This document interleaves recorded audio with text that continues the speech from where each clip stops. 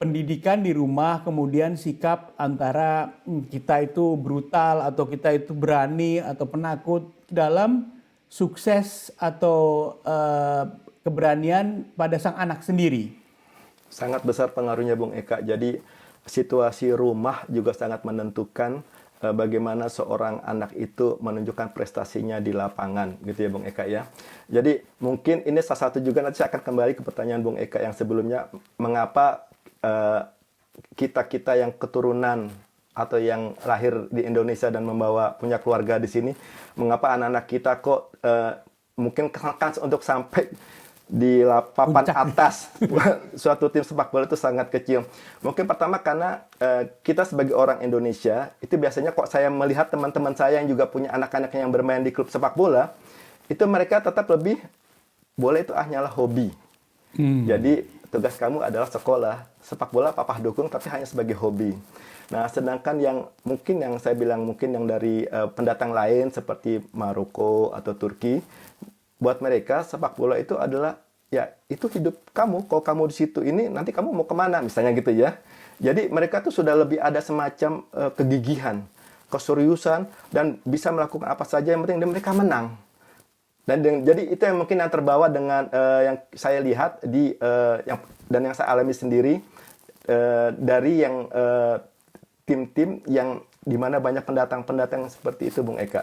Ya.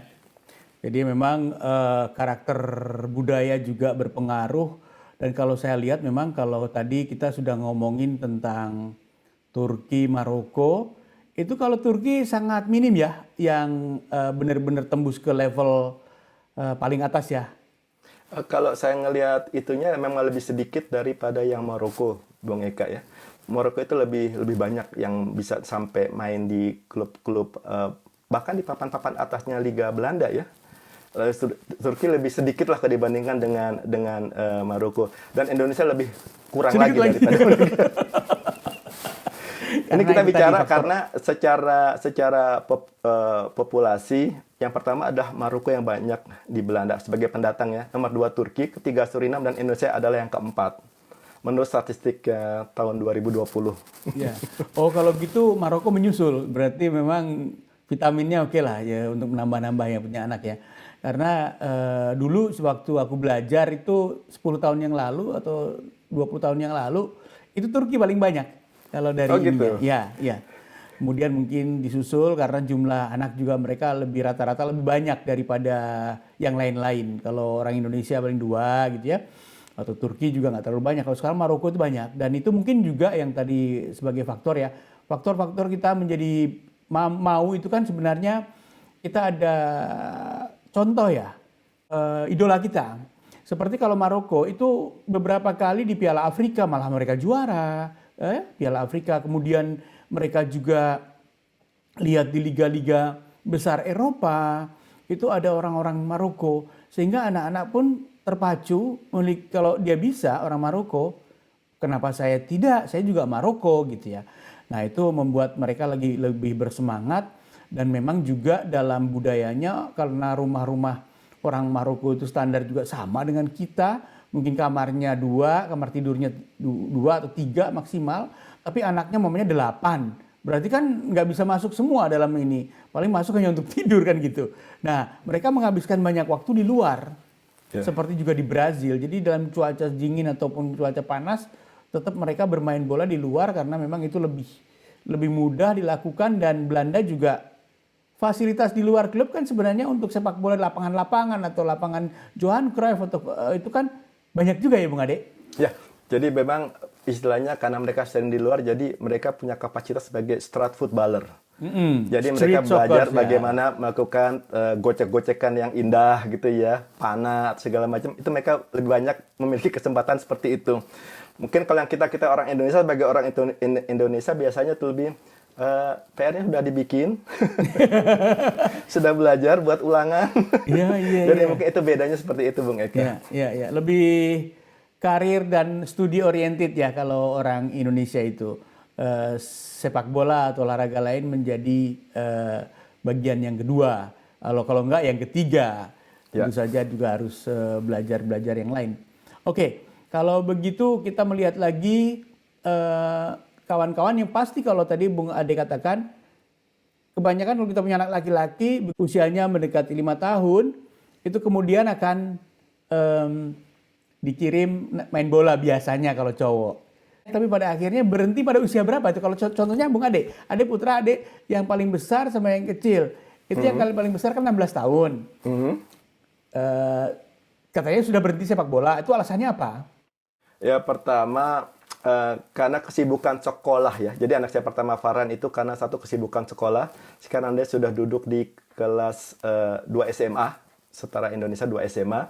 Dan kok saya melihat dengan kesibukan sekolahnya itu memang sangat padat sekali Bung Eka. Jadi sangat banyak mendapatkan pekerjaan rumah dan kadang hampir tiap hari itu kadang mengerjakan pekerjaan rumahnya kadang sampai jam setengah 12, jam setengah 1 malam. Karena kebetulan sekolahnya berada sekitar 12 km dari rumah. Jadi setiap hari dia harus bersepeda sepanjang 24 km pulang pergi. Oh ya. Ya, jadi itu alasan. Kedua, hujan maupun kering nggak diantar? Kalau itu beda Bung Eka. Kalau sedang angin besar atau salju atau hujan besar biasanya istri saya yang mengantarkan. Oh iya, nggak tega juga ya. Iya. Kemudian alasan kedua juga sudah semakin pertama waktu ya begitu ya. Kedua adalah dia kan juga pernah patah ketika bermain sepak bola bagian paha atasnya. Jadi kita juga agak sedikit ketar-ketir juga sih gitu ya sebagai orang tua ya. Jadi ya kemudian mungkin kalau dia bermain pun ada semacam kayak psikologi agak sedikit takut gitu ya. Jadi kita kelihatan kita kan menghindar atau tidak berani kontak. Padahal yang namanya sepak bola adalah sepak bola olahraga fisik. Bagaimanapun itu akan terjadi benturan kaki atau apa. Dan dia mungkin secara itu menjadi lebih hati-hati. Jadi agak terganggu lah itunya permainannya. Permainannya terganggu. Kemudian kapan kemudian diputuskan? Siapa yang memutuskan akhirnya berhenti sepak bola? Oh kalau di sini ini anak punya pendapat Bung Eka ya. Mungkin kalau kita di Indonesia masih bisa maksa, udahlah papa pengen kamu pemain bola, mungkin bisa begitu ya. Tapi kalau di sini kan susah. Dia sudah punya keinginan, pap kayaknya agak berat gitu ya, membagi waktu segala macam. Itu yang harus kita respect. Akhirnya ya udah saya bilang itu ya pilihan kamu, jalan kamu, ya silakan ambil yang menurut kamu itu adalah yang terbaik. Tapi kemudian satu lagi karena dia juga bukan satu-satunya olahraga ya Bung Eka dengan sepak bola, dia juga masih melakukan judo dan judo itu dia juga sudah melakukan sejak umur 5 tahun. Jadi sampai sekarang sudah 11 tahun. Jadi itu masih jalan juga kalau judonya. Tapi bola yang dia agak susah karena ketika dia diseleksi dia harus berlatih 2 atau 3 kali seminggu. Oh. Dan itu setiap kali latihan itu 1,5 jam. Jadi cukup mengganggu juga sekolahnya. Ya. Di samping juga kehati-hatian, juga waktu untuk sekolah, tapi akhirnya dia masih tetap berolahraga. Itu sama juga saya seperti itu juga. Waktu anak saya yang paling besar, yang cowok itu berhenti sepak bola, ya saran kami yang penting kamu tetap berolahraga apapun yang kamu ini. Akhirnya dicoba juga judo juga dia. Kemudian sepak bola, setelah sepak bola berhenti, judo sempat sebentar, kemudian judo berhenti, akhirnya ikut sama olahraga saya yaitu tenis meja. Sempat juga nyoba tenis meja. Biarin aja karena di situ buat saya di samping juga bergerak itu penting. Yang juga penting adalah bersosialisasi. Ya. Menghadapi kegagalan dan menikmati kesuksesan. Jadi jangan kita itu sombong ketika kita sukses dan jangan kita rendah diri ketika gagal karena itu makanan sehari-hari dalam hidup. Iya ya, dalam hidup. Jadi itu pun membuat kami juga tidak terlalu ngoyo karena pernah saya dengar bahwa kalau coach di sini tuh juga nggak terlalu suka kalau anak sendiri satu aja walaupun bagus untuk ngegolin terus-terusan dia gitu ya. Betul. Jadi di sini memang diajarkan bahwa sepak bola itu adalah tim sport ya. Jadi kerjasama lebih diutamakan dari individual. Jadi kalau misalnya ada orang jago ngegocek, katakanlah setiap kali dia bisa ngegocek berkali-kali gitu ya. Tetap sama pelatihnya mungkin nggak dipasang. Karena nggak pernah mau membagi bola. Jadi kira-kira gitu ya. Sama kalau misalnya dia pinter banget, jago banget main bola, tapi sering protes wasit. Itu juga punya catatan tersendiri. Jadi mungkin lebih sering dicadangkan. Jadi kayak gitulah Bung Eka. Jadi itu ada semacam apa ya, sosialisasi juga dan penting juga untuk pertumbuhannya. Dan setiap orang tua punya tanggung jawab. Baik, terus kemudian kalau orang selain sepak bola ya, kita melihat dari orang-orang Indonesianya tadi disebutkan olahraga judo. Kalau setahu Bung Adit, olahraga apa saja yang dilakukan orang-orang Indonesia, seperti maunya putriku tuh sekarang usianya 12 tahun mau 13 tahun, itu dia ini apa, badminton. Badminton ya. Awalnya juga dia nggak kenal, terus akhirnya ayo kita badminton, dia di sana. Akhirnya dia senang lari-lari karena di sini kayaknya ada semacam gini. Setiap klub olahraga apapun di Belanda itu kayak berlomba-lomba mencari anggota. Gimana Bung Adit? Betul. Bahkan seperti yang saya bilang, di desa kami itu kan kecil sebetulnya. Ya. Tapi itu ada klub sepak bola, klub hoki, klub atletik, bahkan klub catur ada. Catur ada? Sampai ada.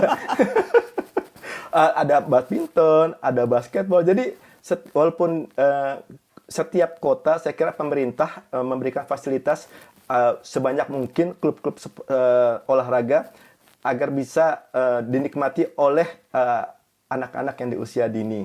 Dan mereka memang betul seperti berlomba-lomba untuk mencari anggota, Bung Eka ya, karena itu juga sumber pemasukan mereka ya. Ya, dan juga selain juga setiap kita ada anggota masuk, kita punya anak kita daftar per tahun, itu bayar ya kurang lebih sekitar, kalau bulu tangkis itu sekitar 200 euro per tahun. Sepak bola juga mungkin seperti itu ya. 250 per tahun, itu ya untuk operasional di klub lah, dan juga termasuk kaos juga. Kaos harus beli sendiri kalau nggak salah. Ya. Kalau seleksi pemain biasanya dapat sponsor, Bung Eka. Oh iya, ada sponsor. tim utama biasanya. Iya. Tapi kalau tim-tim yang untuk rekreasi itu harus beli sendiri. Iya, Dan betul. kemudian juga untuk klubnya, semakin banyak jumlah anggota, semakin dia lebih banyak dapat subsidi. Bisa dapat lapangan lebih besar, bisa lebih dapat fasilitas apa lebih besar, kantin lebih besar, karena dianggapnya sebagai sebuah penunjang untuk kemajuan. Dari filosofinya, barangkali dari pemerintah mikir kalau anak-anak kecil pada sehat, itu dia akan lebih bisa berkonsentrasi atau berceria untuk bisa berprestasi di bidang akademisnya juga gitu katanya. Gimana Bung Ade, ada gambaran Pak tidak? Saya setuju dengan Bung Eka. Jadi kalau misalnya masyarakatnya sehat, negaranya kan kuat. Ya, jadi jarang yang sakit, jarang yang ini. Dan memang betul, saya makanya setuju mengapa alasannya anak-anak saya suruh dulu 2 olahraga, sepak bola sebagai tim sport dan judo individual sport. Itu sama seperti yang Bung Eka tadi bilang, bahwa itu untuk mereka berlatih bersosialisasi dan juga melatih pengembangan diri secara mental ya. Jadi misalnya judo itu mereka bahkan juga ikut kompetisi pertandingan, Bung Eka. Jadi namanya menang kalah tuh udah biasa lah. Namanya menang ngebanting lawan, menang dibanting lawan udah biasa. Dan itu setiap kali mereka akan semakin kuat ya. Dan jadi memang betul dengan jika olahraganya pun maju, saya merasa bahwa masyarakatnya pun akan menjadi lebih sehat dan lebih bisa mungkin dalam hal akan menjadi lebih baik membawa negara.